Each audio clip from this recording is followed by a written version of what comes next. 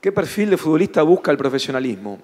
Hará aproximadamente 7, 8 años, cuando el profe Julio Santella todavía era coordinador de departamento físico de las juveniles de Boca Juniors, en una oportunidad nos encontramos, yo ejercía ese mismo cargo en Independiente, y comenzamos a hablar de este tema, ¿no? Que yo ya tenía algunos años en el cargo, pero la verdad que nunca me había puesto a pensar cuáles son las exigencias que el fútbol profesional justamente nos propone a quienes trabajamos en el fútbol juvenil. Como dije el primer día, no debemos olvidar que nosotros trabajamos para el fútbol profesional. Aquellos que trabajan en fútbol infantil y el fútbol juvenil, tenemos un objetivo en común entre todos, que es el éxito de ese club, o en este caso de los muchachos de la selección argentina, en lo que es el ámbito profesional.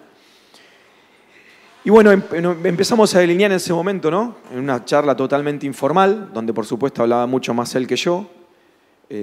Julio en ese momento hacía poquito tiempo, ¿no es cierto?, en ese nuevo rol. Él con una extensísima carrera en fútbol profesional, yo con una larga carrera, mucho menos que él, pero en fútbol juvenil, no en el fútbol profesional. Y algunas de estos conceptos, de estos aspectos, surgieron de esa charla y por supuesto fue complementado con el grupo de instructores de CONMEBOL en ese congreso, en esa convención que se hizo en marzo, donde todos opinamos, gente que venimos del fútbol formativo y gente que viene del fútbol profesional, como los mencionados, ¿no es cierto?, Maturana, Rueda y otros muchachos que tienen mucha experiencia en el fútbol, muchachos, entrenadores y señores del profesionalismo. Entonces diseñamos esta suerte de gráfico, que no quiere decir que sea la única verdad, pero sí aspectos salientes que un futbolista profesional debería tener para poder tener éxito y destacarse en el fútbol actual. Entonces hablamos en uno de las primeras conclusiones de la importancia de la velocidad físico y mental, luego vamos a distinguirlas muy bien y al menos cómo estimularlas y desarrollarlas, que conjuntamente a una velocidad físico-motriz y mental, ese futbolista posea una técnica resolutiva óptima. Y este concepto, este término, quiso ser bien específico porque consideramos que con la palabra técnica no alcanza, sino que tiene que ser una técnica resolutiva para los diferentes puestos específicos que requiere cada uno de esos roles, ¿no es cierto? Y por supuesto que debe ser óptima, debe ser elevada. ¿Qué queremos significar con esto? Y que de repente para un marcador central, quién sabe, no necesita una técnica del dribbling o de gambeta como sí la necesitaría un enganche o un extremo. Por eso hablamos de técnica resolutiva para cada uno de los puestos en campo en los cuales el futbolista a partir de los 15, 16 años en la etapa de la especialización táctica comienza a desenvolverse. Desde el punto de vista también físico, hablamos de un futbolista hacia el fútbol profesional o en la etapa previa, en división reserva o en los últimos eslabones del fútbol juvenil, cuarta, quinta división, que posea una óptima saltabilidad, que tiene que ver no solamente con el juego aéreo, sino con una relación directa con justamente lo que hablamos antes, ¿no? La capacidad de velocidad o aceleración, como hoy comúnmente se la está llamando, y desaceleración, ¿no es cierto?, que es un concepto más completo. Un futbolista fuerte, potente, cuando hablamos de fuerte, con una fuerza básica de lo que tiene que ver con su tren superior, antiguamente poco desarrollado, y no estamos refiriéndonos a un desarrollo o estímulo exagerado del tren superior, porque eso también tiene ciertas cuestiones que tienen que ver con el lentecer de los desplazamientos de ese futbolista, pero sí la realidad, si hoy vemos, olvidémonos de las evaluaciones, si hoy vemos los torsos, los troncos de los futbolistas de altísimo rendimiento y lo comparamos con hace 20 años atrás, la construcción muscular de los futbolistas es totalmente diferente. Y eso te lo está marcando el alto rendimiento, en que en los roces, en los contrastes, en el salto a cabecear, en las agarres.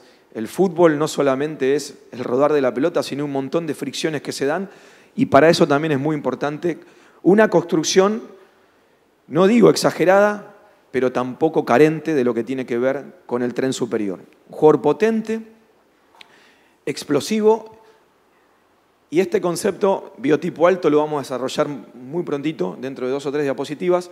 Estamos hablando orientado a ciertos puestos específicos, y el último mundial de fútbol, habló por sí solo. De este lado, coincidíamos entre todos de colocar la palabra profesional, inteligencia, tanto adentro como fuera de la cancha, como lo habló Gustavo. Y por supuesto la inteligencia también está relacionado a lo táctico, ¿no es cierto? Diría que uno de los conceptos más importantes de este gráfico. Más relacionado al área que nos toca, aquí hay algunos profes de muchísima experiencia también. Altos índices de resistencia a la fuerza rápida, o lo que hoy comúnmente es conocido como RCA, y un buen nivel de VO2 máximo para sostener esa capacidad.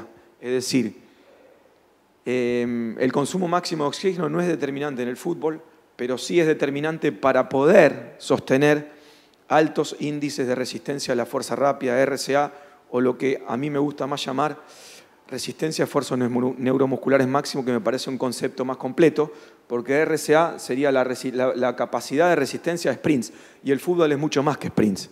No es solamente sprints y desaceleraciones, sino que son giros, arranques, agarres, caídas, salto, combinación de movimientos. Entonces considero que un término un poco más específico sería resistencia a esfuerzos neuromusculares máximos o submáximos, que también estarían dentro de lo que es los índices de RCA. Y por supuesto lo que hablaban antes los muchachos, ¿no?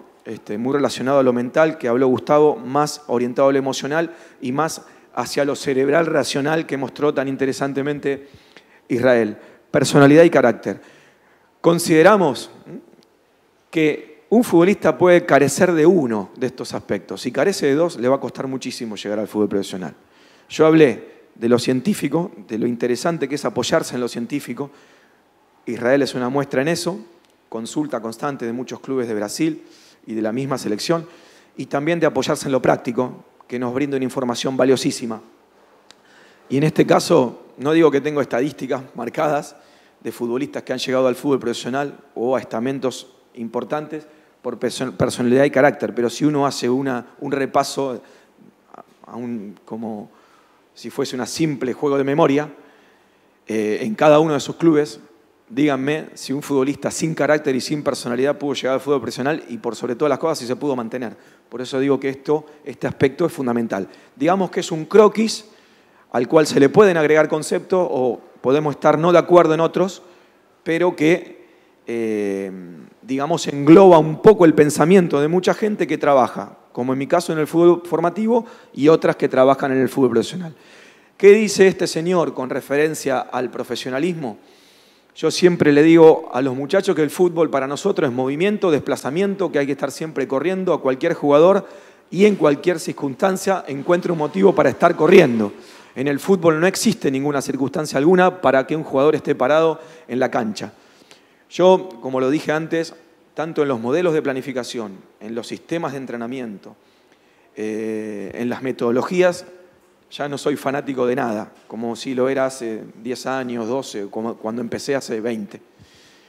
Sí, lógicamente, me inclino hacia un pensamiento que lo fui edificando a lo largo de estos 19, 20 años, pero no me gusta denostar absolutamente nada, y mucho menos personalidades como la que acabamos de mostrar. Simplemente no es que lo pongo porque sea fanático de Bielsa, de hecho no lo soy, tengo un gran respeto, pero en definitiva me pareció que es una frase contundente de lo que es hoy el profesionalismo, y esa frase tiene mucho que ver con lo que pasó en el Mundial, y también nos está dando un perfil de lo que requiere el profesionalismo de un profesional de 30 años de experiencia. Ahora bien, si uno va y le pregunta sobre este tema a Guardiola o a Mourinho, seguramente que las respuestas van a ser muy parecidas. Quiere decir que nos están marcando una característica que el jugador debe tener en esos 95 minutos de juego, donde se puede dar el lujo de estar parado justamente cuando el balón está detenido fuera, en esos 47, 48, 49 minutos donde prácticamente no hay juego. En el resto, ¿qué es lo que pasa? Que bueno, a los profes esto es una información súper reconocida, seguramente que los entrenadores también la conocen, pero si no, le decimos que no es tan trascendente lo que los futbolistas recorren en su totalidad, sino justamente lo que Bielsa está proponiendo, ¿no es cierto? El recorrido de la distancia en altísima intensidad o alta intensidad, que si bien hay diferentes pensamientos, algunos la sitúan de los 19 kilómetros por hora para arriba, otros de los 24 kilómetros, 23 para arriba. Acá hicimos un promedio, con mediciones de futbolistas de fase juvenil 6, 17, 19 años, ¿no? Donde, por ejemplo, un mediocampista central recorre 2.000 metros de distancia de alta intensidad, un atacante central 2.500 y un mediocampista externo o un volante por afuera, como comúnmente se decía antes, 3.100 en alta intensidad, que esto es a lo que hay que apuntar, porque en definitiva esto es lo que marca la categoría física del futbolista. Si bien sabemos que se compone, como dijo muy bien Israel, de aspectos que tienen que ver con el entendimiento del juego, con lo técnico-táctico. El número de aceleraciones, que es la columna que le sigue, también es muy importante para tener presente en lo que tiene que ver con la calidad de ese futbolista, y ambos parámetros muy tenidos en cuenta a la hora de la planificación del entrenamiento. ¿Está? Es decir, que esos dos parámetros van a tener relación directa con nuestra semana de entrenamiento, tanto en etapa de preparación como en etapa de competencia. Hablábamos de antes de qué importancia tenía el perfil muscular, el perfil antropométrico general en el fútbol de hoy. Y la realidad es que no todos van a ser como Ronaldo. Esta es una foto un poco paradigmática para poner a alguien conocido, pero la realidad es que hoy el fútbol actual nos exige un futbolista magro, musculado, pero que a la vez no pierda agilidad, coordinación y velocidad, o aceleración y desaceleración. Eso es lo que nos pide hoy el fútbol profesional. Este es un estudio que le pertenece al doctor Sergio Mauro, uno de los médicos del Club Atlético Independiente, quien dice: evitar la hipertrofia desmedida, lo que hablábamos antes, pero a la vez hay que priorizar la estructura de sostén y prevención, conservando buenos niveles de flexibilidad, de agilidad y de coordinación, es decir, un punto medio. Me ha sucedido en los 12 años de coordinar Independiente o en estos 2 que estoy en Argentino, de que el fútbol profesional muchas veces elige un futbolista por su capacidad y talento técnico y por su buena resolución táctica, y te dice: no está musculado como yo quisiera. Me ha pasado. Y de repente yo soy una persona o un profesional que hago bastante hincapié en este área. Pero a veces hasta el biotipo mismo del futbolista hace que, por más que uno le aplique 2 entrenamientos semanales más un tercero que a veces le aconsejamos que hagan en su propia casa, no alcancen. Y es una exigencia constante que viene del fútbol profesional. Es decir, si vos enviás o eligen un futbolista demasiado magro, enseguida viene, no digo la crítica, pero sí la exigencia. Quiere decir que para ellos es importante, y si ellos son gente de tantos años, de mucha experiencia, quiere decir que esa valencia es importante a la hora de el ascenso de un futbolista hacia estamentos superiores. Hablábamos de la altura. Esta es una estadística del año 2010. Si nosotros tomamos las estadísticas de los últimos mundiales, me refiero a los 40 años, Argentina 78, si bien hay datos de Holanda 74 también, pero Argentina 78 hasta el último mundial 2018, la altura fue un parámetro que creció en forma logarítmica mundial tras mundial. No es que hubo un mundial donde hubo una meseta. La altura del altísimo rendimiento del nivel mundial, que es un parámetro que nosotros también tenemos que tener en cuenta porque estamos preparando futbolistas, si tenemos ambición, para ese nivel. La altura ha crecido mundial tras mundial, si bien también tiene que ver, por supuesto, un aspecto que tiene que ver con lo étnico. Para los alemanes es mucho más fácil que para los chilenos, te lo dicen ellos mismos, conseguir futbolistas altos. Ahora bien, si tengo una selección alta, ¿soy campeón del mundo? No. Por eso digo los equilibrios, ¿no es cierto? No es que yo soy enamorado de los futbolistas altos, pero sí las estadísticas del más alto nivel te están mostrando que la altura en ciertos puestos es determinante, como es lo de un arquero, como es lo de los marcadores centrales. Hoy los equipos de punta de fútbol europeo no solo tienen los 2 marcadores centrales altos, sino como mínimo uno de los 2 marcadores de punta tiene que ser alto. Dentro de la línea media es raro que no haya un jugador alto, y en la línea de ataque lo mismo, 1 o 2. ¿Para qué? Para completar 6 o 7 futbolistas en campo con una altura superior al 1,82 m, 1,83 m. Estamos hablando del más alto nivel que se da en Europa. ¿Por qué? No es porque sean mejores, sino porque compran los mejores argentinos, los mejores brasileros, los mejores chilenos, los mejores de África, que muchas veces se los llevan por cuestiones políticas del pasado. Entonces, claro, los tipos tienen lo mejor. No es que sean mejores, tienen lo mejor por una cuestión económica. Mundial 2010, Francia 2008. La altura de las diferentes selecciones en promedio se elevó y fíjense lo que pasó en la final del Mundial, ¿no? 7 jugadores de Francia, de los titulares que comenzaron el partido, están entre el 1,83 m y el 1,91 m. Y 7 jugadores de Croacia están dentro de esos mismos parámetros en el momento que pita el árbitro y arranca la final del mundo. Es decir, que 14 futbolistas de los 22 superan el 1,83 m. En Argentina 78 solamente 4 futbolistas superaban el 1,82 m. De Argentina solamente uno, que era Kempes, y de Holanda solamente 3. Una nación que tiene buenos biotipos. Quiere decir que este aspecto, por más que yo entiendo que haya, y hasta si se quiere lo acepto, personas que piensan que esto no es importante, porque enseguida te dicen, pero Iniesta juega, y es fantástico ese concepto, o Griezmann o Modric, por supuesto que necesitamos esos futbolistas también, pero si vemos la incidencia que tuvo el juego aéreo en el último campeonato del mundo, si vos tenés un equipo, con todo respeto por supuesto, ¿no?, bajo, contra estas torres, es muy difícil sostener un resultado, es muy complicado, no solamente por el juego aéreo en contra y a favor, sino también por las diferentes, la acumulación de fricciones que se va dando en pos de un físico superior. Quiere decir que en el momento de la elección de un futbolista en determinados puestos, lo que hablábamos antes de la etapa de la especialización táctica, nosotros que somos formadores y tenemos que tenerlo muy en cuenta. ¿Cuándo? Cuando hablamos de un arquero, cuando hablamos de un defensor central, cuando hablamos de un atacante central. Esta es la estadística del equipo croata, que comprueba lo que acabamos de decir. Y esta es la de, por supuesto, Francia.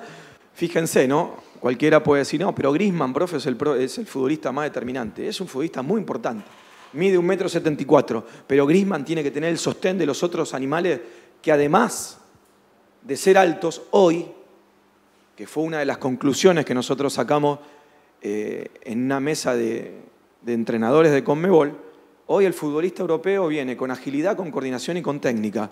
Cuando en el año 74, 78 hablábamos que nos ganaban por lo físico, pero que eran torpes. Hoy, producto de lo que venimos desarrollando en este curso, de que comienzan una etapa de preparación técnica desde edades muy tempranas y con el fútbol adaptado, ya no son tan torpes. Se ha visto futbolistas potentes, rápidos y ágiles con una gran capacidad técnica. El entrenamiento de la potencia aeróbica como base para el desarrollo de la RCA o la resistencia especial es importante en la fase formativa, sí, en las fases juveniles. Hay 2 grandes métodos. El método conocido como ortodoxo, a través de métodos puros, intermitentes, intervalados, que yo le dije que a mi entender no deberíamos abandonar en lo que es el fútbol juvenil, pero en un porcentaje mínimo, ¿no es cierto? En un 10, un 15% en lo que es una planificación general de esa cualidad.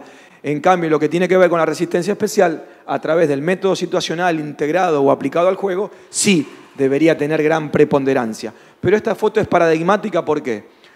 Porque el Real de Madrid, campeón de todo, en los últimos 3 años con Zidane, focalizaba su preparación en métodos antiguos y sin embargo fue supercampeón de todo. Por eso digo que yo estoy, y sobre todo en una etapa formativa, mucho más de este lado, ¿no? Del lado del entrenamiento situacional. Pero anda a discutir al Real de Madrid, que cuando Zidane llegó dijo: este equipo no está fresco, este equipo necesita látigo, este equipo necesita trabajo físico intenso y puro. Lo dijo Zidane, uno de los futbolistas más talentosos que hay. Le resultó la fórmula, muchachos. Por eso digo, hablar de métodos únicos y súper exitosos y en forma unilateral, creo que no, sino que hay que tener amplitud, ¿no? ¿Qué nos dice Bansbo? Que el entrenamiento aeróbico y anaeróbico debería ser ejecutado como ejercitaciones situacionales desde el momento que los músculos, todo lo neuromuscular, es entrenado de manera muy similar a la competencia, ¿no? Lo decía hace mucho tiempo, pero me parece que es un concepto que va de la mano con la foto que nosotros vemos aquí abajo. E insisto, en el fútbol formativo, este es un curso de fútbol base, creo que no debemos olvidar la importancia de todas las ejercitaciones que nos mostraron hoy a la mañana los muchachos, que está orientado a esa metodología. Ahora bien, el entrenamiento de la fuerza para optimizar la potencia muscular y la velocidad específica. ¿Es importante? Claro que es importante. Y estaría encuadrada dentro de ese 10% que yo hablo que debería tener un entrenamiento de octava, de séptima, de sexta y de quinta, orientado a entrenamiento netamente puro, donde yo no soy fanático de ninguna metodología de las que ofrece tanto el entrenamiento de la fuerza-potencia como lo que ofrece el entrenamiento de la resistencia. Yo digo que, de la misma forma que en un colegio secundario un chico transita diferentes contenidos y cuando llega a quinto o a sexto año conoce una amplia gama de contenidos, nosotros dentro de la planificación deberíamos tener la obligación de programar de manera tal que ese futbolista experimente la mayor cantidad de metodologías y no que ese futbolista sea prisionero de una metodología propia que yo considero que es la mejor. ¿Por qué? Porque no debemos olvidar que de la misma forma que en el fútbol argentino un futbolista que arranca a los 13 años en novena está determinado técnico, está el flaco Menotti en primera, capaz que cuando llega a cuarta está Bilardo. Eso es la realidad de nuestro fútbol. Entonces le tenemos que dar herramientas tácticas, como hablábamos hoy de la mañana, amplias. Desde lo físico considero exactamente lo mismo, por eso no me fanatizo con ningún modelo y sí soy fanático del multiestímulo, de diferentes metodologías, como puede ser subir una cuesta de 20 grados, trabajo en trineo, trabajo de ejercicio dinámico, ejercicios generales en el gimnasio, ejercicios con el propio cuerpo, o como está aquí haciendo Mascherano previo al Mundial, ¿no? Chalecos lastrados, bolsas que simulan el peso de una barra.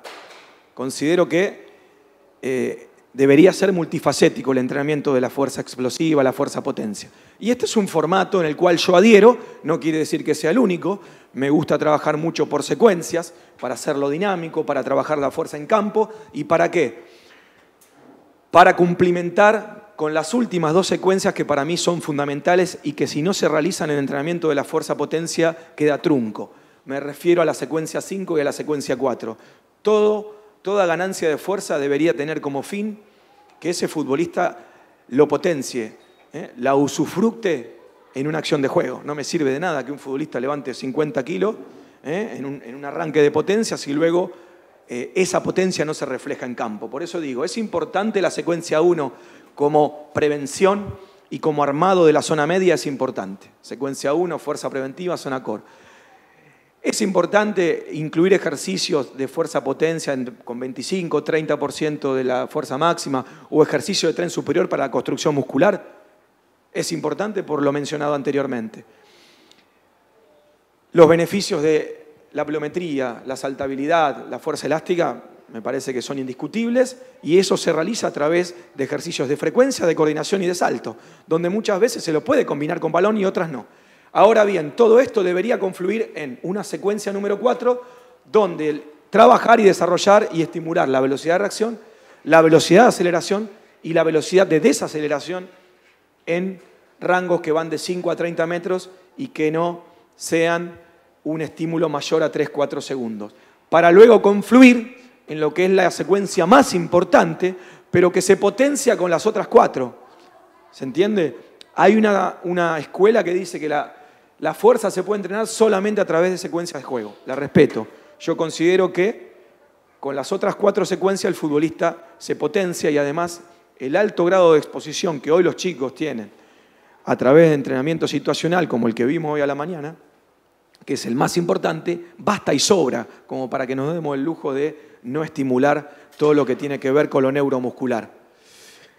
Ahora bien, si ustedes me preguntarían, ¿tenés un mes de trabajo y te doy la posibilidad de elegir solamente una cualidad física para desarrollar? Y lógicamente, bueno, elegiría esta, ¿no? Que engloba todo, lo que comúnmente se conoce como la resistencia al sprint, el RCA, o que yo comúnmente llamo resistencia a fuerzas neuromusculares máximos, que yo la considero una cualidad física súper específica. Esto es lo que para mí es el fútbol y donde se desenvuelven esos 2.000, 2.500 metros que antes mencionábamos con Bielsa. ¿Qué es el REM? Es la capacidad de realizar esfuerzos neuromusculares máximos con tiempos de ejecución brevísimos, los cuales se intercalan con tiempos cortísimos de recuperación. Esta capacidad ¿Es genética? Es genética. Pero esta capacidad se potencia teniendo buenos niveles de consumo máximo de oxígeno, que es de donde el REM se retroalimenta. Ahora bien, o el RCA, lógicamente, esa capacidad de consumo máximo de oxígeno debería ser desarrollada preferentemente a través de juegos. ¿Está? ¿Y cuáles son esos esfuerzos neuromusculares máximos? Acciones de reacción, sprint cortos, aceleraciones más desaceleraciones, dribbling, gambeta, salto, freno, giros, cambios de dirección y un montón de acciones más que componen el fútbol. Por eso digo que el concepto RCA para mí queda incompleto porque está hablando de un sprint. Y el fútbol es mucho más que un sprint.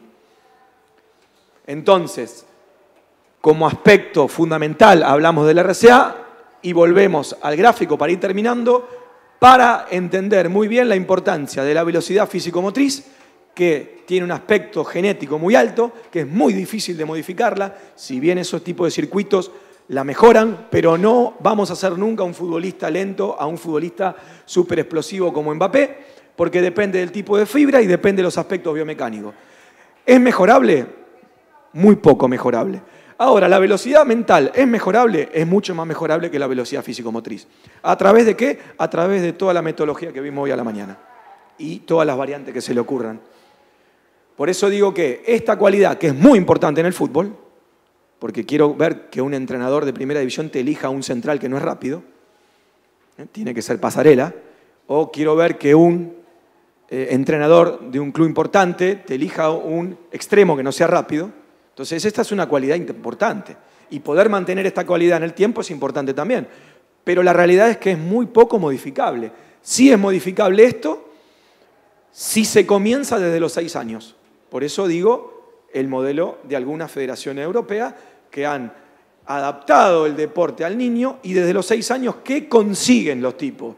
Que el pibe tenga muchas experiencias situacionales, mucho más a la que tiene un chico nuestro que juega 11 contra 11 en 100 por 70, porque no tiene ninguna experiencia situacional un pibe de 7, 8 años que juega fútbol en cancha profesional. Al contrario, tiene experiencias de frustración. En cambio, los tipos lo adaptaron. ¿Y qué hacen? Que a los 6, a los 7, a los 8, a los 9, a los 12, y todo el fútbol juvenil, ese chico acarree, experimente un sinfín de experiencias situacionales adaptadas a sus posibilidades. Y no es que a través de eso se edifica un Griezmann, no, pero lógicamente que hay un volumen de futbolistas que va a crecer mucho más a que si lo exponemos a situaciones que nada tienen que ver con la realidad de un chico. ¿Y en qué se basa la velocidad mental? En 3 eslabones.